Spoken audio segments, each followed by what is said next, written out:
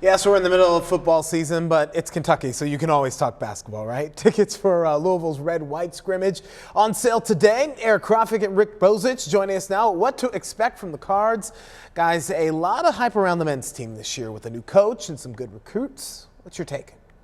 We can't wait, Gilbert, to watch Kenny Payne take over. He's been on the job now for what, about 5 or 6 months, brought in some new recruits. What are you looking forward to seeing at that Red-White game on October 23rd, EC? Well, I'll tell you what I'm looking forward to saying a lot of over the next few weeks, in the words Kenny Payne's first. You're going to hear that a lot. Kenny Payne's first scrimmage, his first, I don't know what else, first game, first practice, first media day, first appearance with the ACC media day. What does this scrimmage tell us? I always remember the first intra-squad scrimmage I ever covered at Louisville. I think Mac Wilkinson went off for a near triple-double, and I wrote about how he was going to be a key figure maybe moving forward, and he had transferred by Christmas to Howard. So take these results with a grain of salt, but we do need to see this team.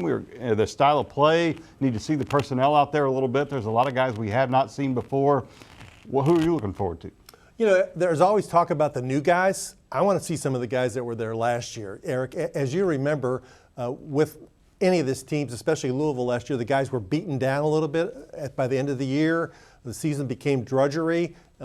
Kenny Payne asked guys who really weren't all the way bought in, if you don't really think you should be here, you should go on. I think 5 guys did leave, but L. Ellis came back, Sidney Curry came back, J.J. Traynor came back. They've got some tools to work with, and I want to see how those guys respond to him and more of a positive approach to coaching guys. Yeah, and it's going to be hard to tell in an intra-squad scrimmage where they're playing against each other just how they're going to mesh. He's got a lot of guys, a lot of tall guys, a lot of guys that are interchangeable parts that should be able to really defend and switch defensively, do some things that Denny Crum used to like to do. But how's the guard situation going to be? How does L. Ellis work out?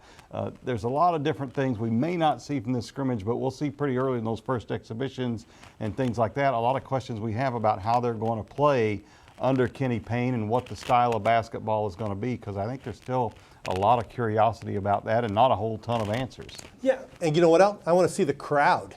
By the end of last year, let's be honest, there were a lot of Louisville games where the place was half empty or more. People are very excited about Kenny Payne being in charge again. They will come out for the Red-White game. They remember his connections to the '86 championship team. They're excited for him to be the coach here. And Gil and Fallon, we're ready to see how the Kenny Payne era takes off.